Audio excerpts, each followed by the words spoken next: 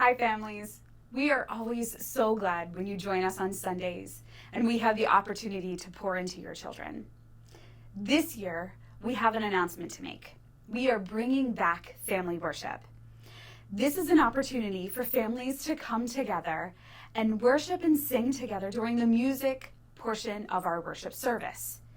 After the announcements or during the announcements, we will dismiss our kids to go to their classes afterwards. As parents, we are responsible for passing on our faith to the next generation. And so much of that faith is caught rather than taught.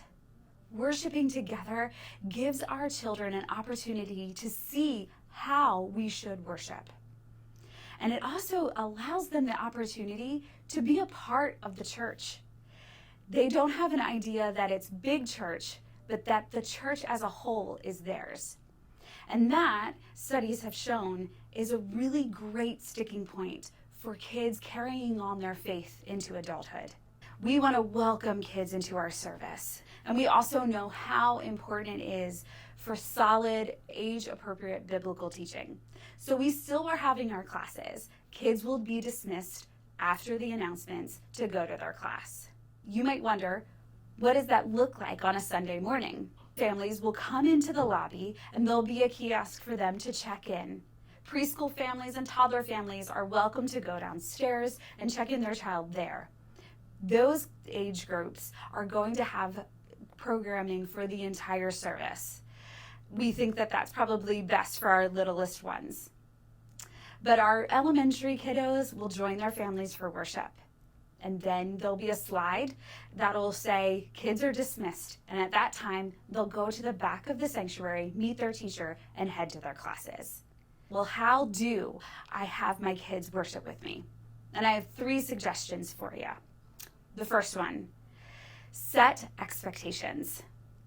It is so important for us to set the expectation of how we expect our kids to behave during worship.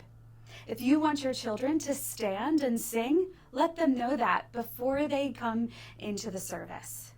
If you're okay with them sitting quietly, that's okay too. We would love for them to participate, but understand that this is a learning process for them. Number 2, we really encourage you to limit electronic devices. I know that it is so easy to give your kids an iPad or a tablet or your phone and play games while you worship. If you feel that you really do need that, we kindly ask that you would provide headphones for your children. We want to make sure that we're not disrupting the experience of others. Number 3, set the example. It's so important for us to be fully present and engaged in our worship. And this is something that we can gift our children by worshiping and fully engaging in the service.